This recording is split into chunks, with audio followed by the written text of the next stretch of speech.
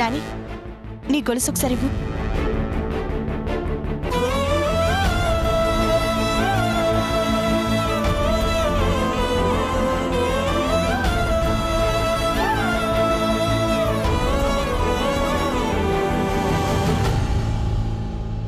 శ్రవణ్, నీ చేతికున్న రింగ్ ఇవ్వు.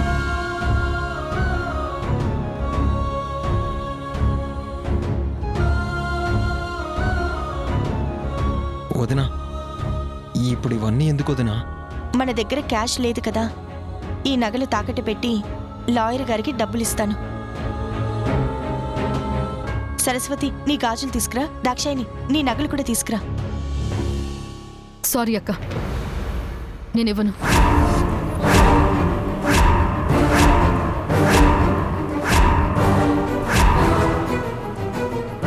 అది కాదు దాక్షాయిని, నీకు మళ్ళీ తాకట్టు నుంచి విడిపించి నీ నగలు నీకు ఇచ్చేస్తాను, లేదంటే కొత్త నగలు చేయిస్తాను.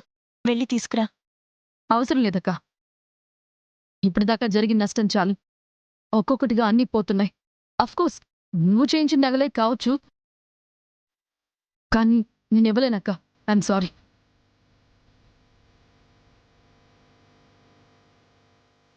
అదేంటో దినా, అన్నయ్య జైల్లో ఉన్నాడు, విడిపించాలంటే డబ్బు అవసరం కదా. సమయానికి మన ఇంట్లో క్యాష్ కూడా లేదు. లాయర్కి అమౌంట్ అడ్జస్ట్ చేస్తే అన్నయ్య బయటకు వస్తే మళ్ళీ నీ నగలు నీకు వచ్చేస్తే వదినా. మనం అనుకుంటే అయిపోతుందా నాని? పోలీసుల దగ్గర సాక్ష్యాలున్నాయి. బావగారేమో కనీసం ఏం జరిగిందో కూడా చెప్పడం లేదు. ఇంకా బెయిల్ ఎలా వస్తుంది?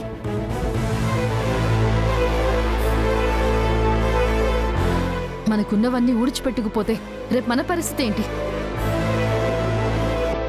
అంత ఇబ్బంది పడుతూ నువ్వు ఇవ్వాల్సిన అవసరం లేదు దాక్షాయిని. నేనే ఎలాగోలా సర్దుతాలే. అక్క అక్క,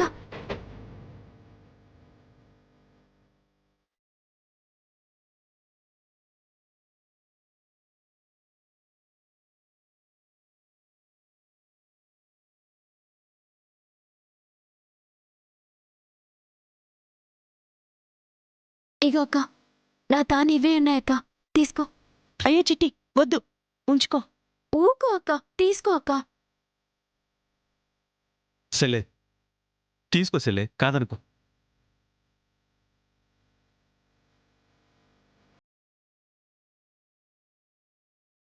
అన్నయ్య, వెళ్దాం పద. వెళ్దాం సెల్లే. అన్నయ్య, లోపల సూట్ కేసు ఉంది, తీసుకొస్తాను. ఇప్పటికో.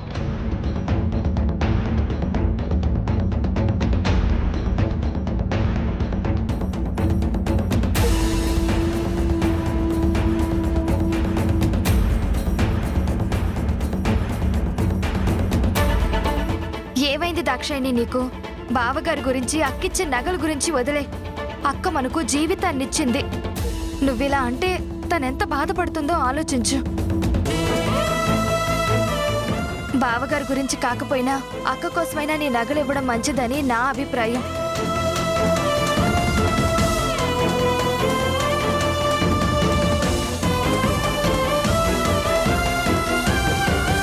అన్నయ్య, పద బయలుదేరుదాం. ఒక్క నిమిషం అక్క.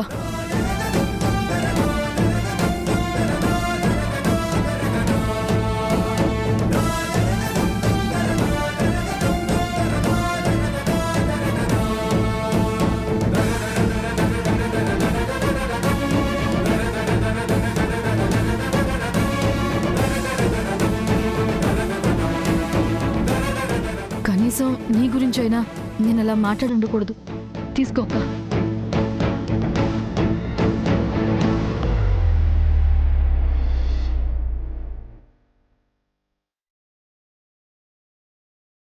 ఎదురవుతున్న సంఘటనలు ఎలాంటివైనా సరే నీ జీవితానికి ఏ డోకా లేకుండా చూసుకోవడానికి నేనున్నానని మాత్రం మర్చిపోకు దాక్షాయిని.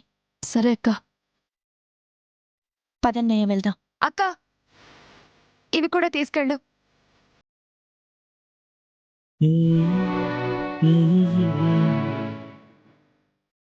వెళ్దాం పదన్నయ్య. పద సెల్లే.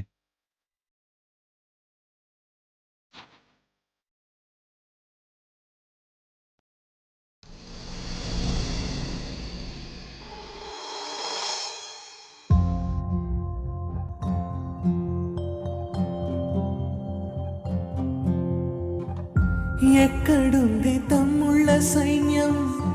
ఏమైంది నీ గుండె ధైర్యం? ముక్కలయ్యింది ప్రాణం ఒక్కసారిగా.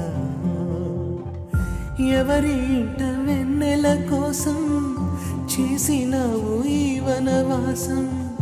గుండె నిండా చీకటి మోసే చందమామలా నేను నా వాళ్ళు అన్నావే. నీ అన్న వాళ్ళందరూ పొద్దు వాలిందిలే, ప్రాణమలసిందిలే. చీకటే మింగిన ఓ సూర్యుడా, ఇంకెంతసేపని వెలుగుతుంటావయ్యా. రామ సక్కని సీత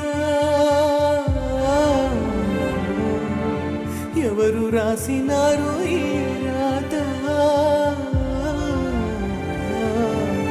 మా రామ సక్కని సీత నువ్వు చూడలేవు రామఘోష.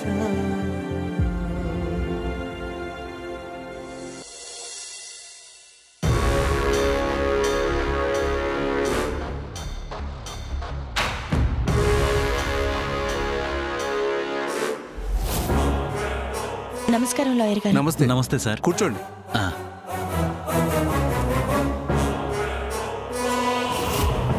చెప్పండి. అదే సార్, మీరు చెప్పిన మనీ తీసుకొచ్చాను. మనీయా? అసలు ఎవరు మీరు? నేనెప్పుడు మనీ తీసుకురామని మీకు చెప్పాను? అదేంటి సార్, మేమిద్దరం నిన్న మిమ్మల్ని కలిసి నా భర్త రామరాజు గారిని మర్డర్ కేసు నుంచి బయటికి తీసుకురావాలని చెప్పాను కదా. సారీ అమ్మా, మీరేదో పొరపాటు పడినట్టున్నారు. నేను మిమ్మల్ని ఎప్పుడూ చూడలేదే. సార్, లాయర్ ప్రొఫెషన్లో కొన్ని కేసుల్లో సాక్ష్యం కోసం కోర్టులో అబద్ధాలు చెప్పించడం సహజంగా జరుగుతూ ఉంటాయి. కానీ ఈ కేసు టేకప్ చేస్తానని ప్రామిస్ చేసి ఇప్పుడు మేమెవరో తెలియనట్టుగా మాట్లాడే లాయర్ని మిమ్మల్నే చూస్తున్నాను. ఇది కరెక్ట్ కాదు సార్. ఇగో వకీలు అయ్యుండి గిట్ల గలత్ మాటలు మాట్లాడనీకి శరం ఉండాలే. గిది మంచి తరిక్ కాదు. మీరు కొంచెం నోరు అదుపులో పెట్టుకొని మాట్లాడండి. వెళ్ళండి. ఓయ్ అన్నయ్య,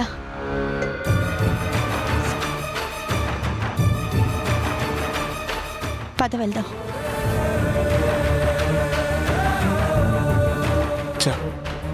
శకుంతల గారికి భయపడి నేను ఇలా బిహేవ్ చేయడం కరెక్ట్ కాదు. అట్లీస్ట్ హెల్ప్ అయినా చేయాలి. సీత గారు, నన్ను క్షమించండి అమ్మా. రండి, కూర్చోండి.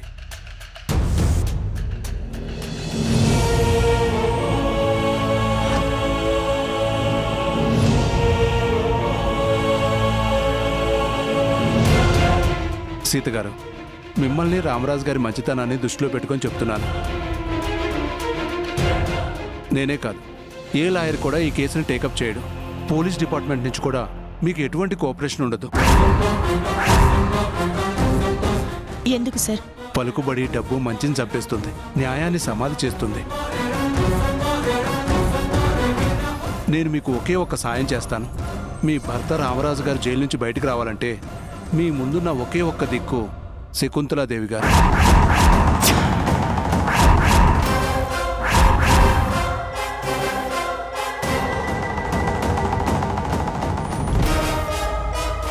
మీరు వెళ్ళి ఆవిడ్ని బతిమలాడుకుంటారో, కాళ్లే పట్టుకుని వేడుకుంటారో, తను తప్ప రామరాజు గారు హత్య కేసు నుంచి బయటపడడానికి మరో మార్గమే లేదు.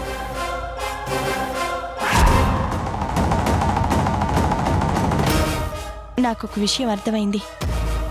కానీ లాయర్ ప్రొఫెషన్లో ఉన్న మీరు అలాంటి వాళ్ళకి భయపడితే మీ వృత్తికి ఇంకేం అర్థం ఉంది? తప్పదమ్మా, ఆవిడ క్యాలిబర్ తెలిసిన వాణ్ణి. శకుంతలాదేవి గారితో కయ్యం పెట్టుకుని సుఖంగా ఉండటం కష్టం. ఆమెకి ఎదురు తిరిగి నా కుటుంబానికి కష్టాలు తెచ్చుకోలేను. I'm sorry.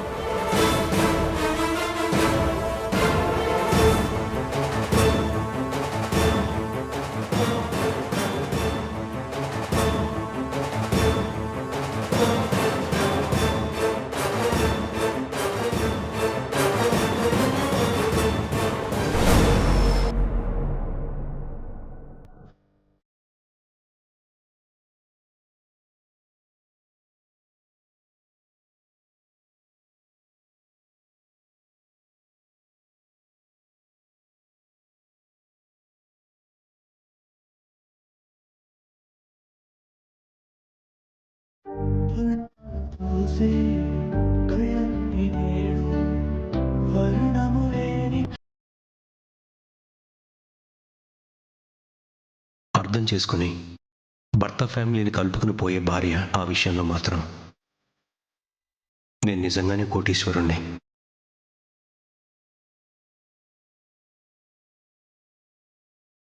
మీరందరూ దురదృష్టవంతులయ్యారు. నేనే కాదు, ఏ లాయర్ కూడా ఈ కేసుని టేకప్ చేయడు.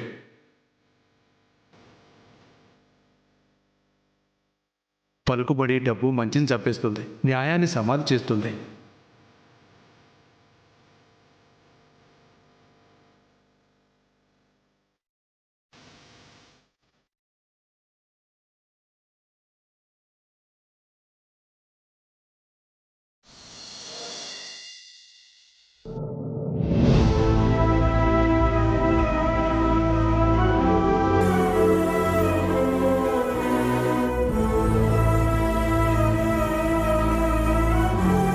మీ ముందున్న ఒకే ఒక్క దిక్కు శకుంతలాదేవి గారు. గీ శకుంతల ఎవరు చెల్లే మనంట పడ్డది? ఆవిడ ఎందుకింత ద్వేషం పెంచుకుందో, నా భర్తని నా కుటుంబాన్ని ఎందుకు ఇబ్బంది పెట్టాలని చూస్తుందో నాకు అర్థం కావడం లేదన్నయ్య. విన్నావుగా, లాయర్ని కూడా బెదిరించి కేసు ఒప్పుకోకుండా అడ్డుపడుతుంది. అవు చెల్లే, ఇప్పుడు ఏం చేయాలనుకుంటున్నావు? పోనీ ఇంకో లాయర్ని ఎత్తుదామా? ఉపయోగం లేదని అర్థమవుతూనే ఉందిగా. డైరెక్ట్గా వెళ్ళి శకుంతలనే కలిసి ఎందుకు ఇలా చేస్తుందో నిలదీసి అడుగుతాను. వద్దు చెల్లే, లేనిపోని గడబడేందుకు? భయపడితే పనులు జరగవన్నయ్య. ఆవిడ ఎందుకు ఇలా చేస్తుందో కారణం తెలిస్తేనే కదా మనం కూడా ఏదో ఒక స్టెప్ తీసుకోవడానికి, మీ బావగారిని బయటికి తీసుకురావడానికి దారి దొరుకుతుంది. గట్లయితే నీతో పాటు నేను కూడా వస్తా చెల్లే, నడు. వద్దన్నయ్య, నేను ఒంటరిగానే వెళ్తాను. నువ్వు ఆ రాకేష్ను వెతికే పనిలో ఉండు. గట్లానే చెల్లే. చెల్లే, నువ్వు మాత్రం జరంత భద్రం. నేను చూసుకుంటానులే అన్నయ్య. ఊపిరి ఉక్కిరి బిక్కిరైనా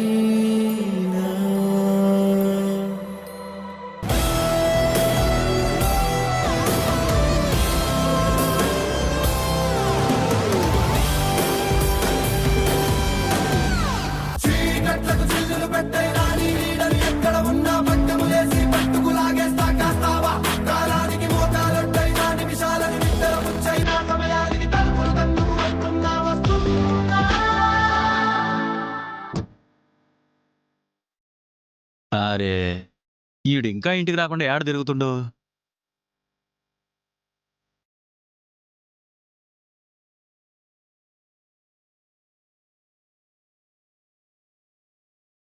తమ్మి, ఈయన్ని ఎక్కడైనా చూసినావా? చూడలేదండి. లేదండి, చూడలేదు. చెప్పరా.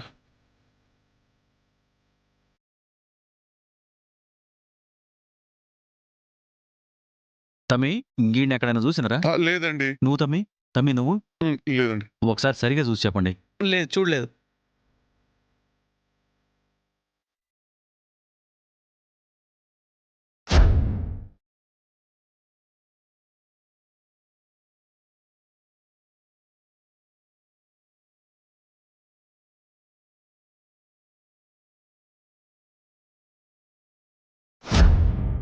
తమ్మి, ఈ ఫోటోలో అతను ఎక్కడైనా చూసినావా? మా ఫ్రెండ్ రాకేషే. ఇప్పుడు ఇతను ఎక్కడున్నాడు? మొన్నేమో పెళ్లి చేసుకుంటానని చెప్పి వెళ్ళాడండి, తర్వాత ఎటు వెళ్ళాడో మాకు తెలియదు. కాక ఒక్క నిమిషం. గీ రాకేష్ ఈయనే ఉంటాడు కదా? ఇంటికి లాకేస్ ఉంది, ఏడకు పోయాడు నీకు ఎరికేనా? మొన్నెప్పుడో పెళ్ళని చెప్పిండన్నా, తర్వాత ఎట్టిపోయిండో తెలియదు నాకు.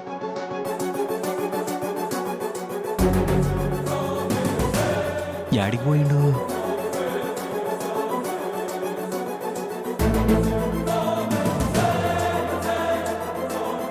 గీడెవ్వడికి ఫోన్ చేయలేదు. ఈడు యాడికి పోతుండో ఆడికి తప్ప ఇంకెవడికి తెలియదు. అయినా లగ్గం కోసం గుడిదానికి వచ్చినోడు యాడికి పోయిండు?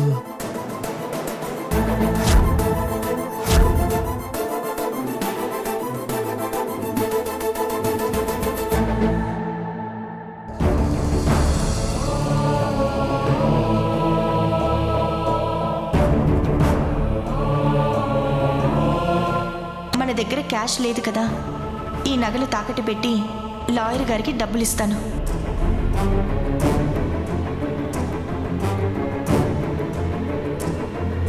అంత ఇబ్బంది పడుతూ నువ్వు ఇవ్వాల్సిన అవసరం లేదు దాక్షాయిని, నేనే ఎలాగోలా సర్దుతాలి. ఫ్యామిలీలో రాను రాను కష్టాలు పెరుగుతున్నాయే తప్ప తగ్గడం లేదు. అందరూ బాగుండాలని సీతక్క ఎంత తపన పడుతుందో అంతకంతకు ఆమెకు బాధలు పెరుగుతూనే ఉన్నాయి.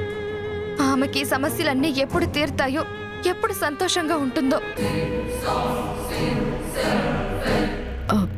సరస్వతి, సరస్వతి, సరస్వతి, పిలుస్తుంటే పలకవేంటి? పరధ్యానంగా ఏం ఆలోచిస్తున్నావు?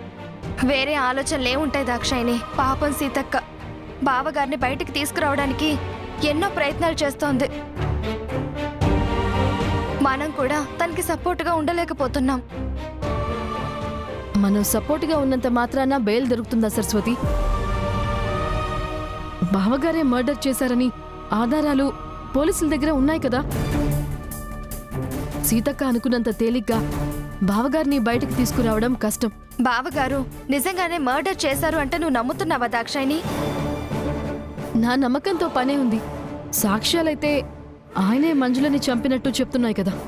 సాక్ష్యాలుండొచ్చు, కానీ సీతక్క కాన్ఫిడెన్స్ చూస్తుంటే నాకైతే బావగారు ఈ హత్య చెయ్యలేదేమో అనిపిస్తోంది. కాన్ఫిడెన్స్ వేరు, నిజం వేరు కదా సరస్వతి. అదే నిజం నిలకడ మీద తెలుస్తుందేమో. కోర్టుకి నిలకడగా తెలిసే నిజం కన్నా సాక్ష్యాలే ముఖ్యం కదా. ఆ సాక్ష్యం ఇప్పుడు బలంగా ఉంది. ఏమో దాక్షాయిని, నువ్వు ఎంత వాదించినా నేనైతే కన్విన్స్ కాలేకపోతున్నాను. నేను ఈ ఇంటిలో అడుగు పెట్టిన దగ్గర నుంచి బావగారిని గమనిస్తూనే ఉన్నాను. మంజులకి తాళి కట్టాను అని ఇంట్లో ఉంచడానికి గల బలమైన కారణం ఏంటో తెలియదు గాని, ఎలాంటి పరిస్థితుల్లోనైనా సరే సాటి మనిషిని హత్య చేసే మనస్తత్వం అయితే ఆయనది కాదు. పరిస్థితులు మనస్తత్వాన్ని మార్చేస్తాయి సరస్వతి. మంజులని ఇంట్లో ఉంచినందుకు తమ్ముళ్ల నుంచి, భార్య నుంచి, మన నుంచి ఆయనకి ఒత్తిడి పెరిగిపోయింది.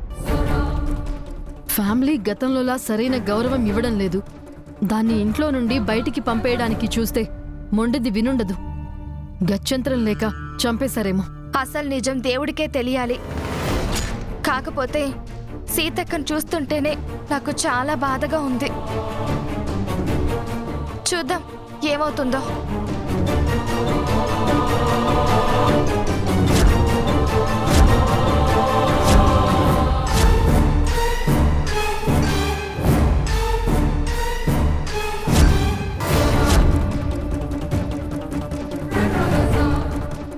శకుంతల దేవిని కలవాలి. మీ పేరు మేడం? సీత. ఒక్క నిమిషం అండి.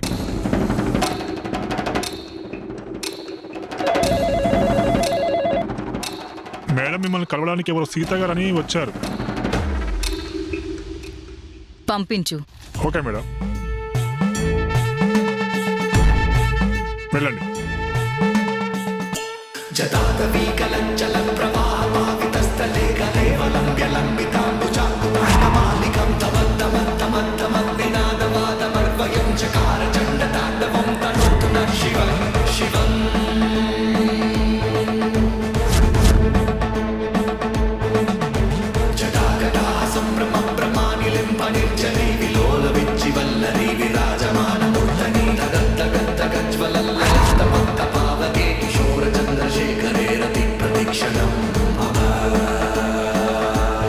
శకుంతల దేవి, శకుంతల దేవి,